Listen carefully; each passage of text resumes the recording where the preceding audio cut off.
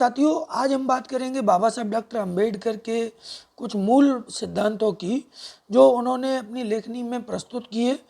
तो पहला सिद्धांत है कि उन्होंने लाहौर में जो है 1936 के पहले उन्हें एक जाति पाति तोड़ो मंडल के द्वारा, लाहौर के जाति विरोधी सुधारक संगठन द्वारा डॉक्टर अंबेडकर को भाषण के लिए आमंत्रित किया गया। लेकिन उनके भाषण में जो धार्मिक आलोचना के लिए उन्होंने कुछ शब्द लिखे थे, तो उसको हटाने के लिए जो संगठन था उसने डॉक्टर अंबेडकर से निवेदन किया और डॉक्टर अंबेडकर ने, बाबा साहब अंबेडकर ने वह भाषण वहाँ देने से मना कर दिया। बाद में 1936 में उन्होंने उसको एनिहिलेशन ऑफ कास्ट यानी जाति का उन्मूलन नामक पुस्तक के रूप में प्रकाशित किया।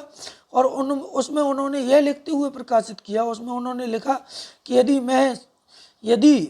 मैं सत्य को कहने या उस पर अमल करने की स्वतंत्रता नहीं रखता, तो किसी भी सभा को संबोधित करने का मुझे कोई हक नहीं है। इसी भाषण में डॉक्टर अंबेडकर यानी बाबा साहब अंबेडकर ने जाति की मूल स्थापना विषय पर कुछ बातें लिखी।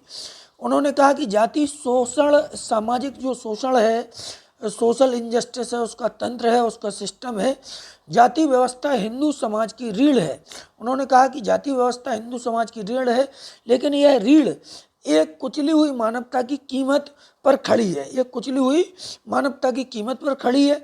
उन्होंने जाति को सांस्कृतिक गुलामी बताया। उन्होंने कहा कि जो जाति है वो सांस्कृतिक गुलामी है, जिसमें व्यक्ति का मूल्य जन्म से ही तय हो जाता है, कर्म से तय नहीं होता है।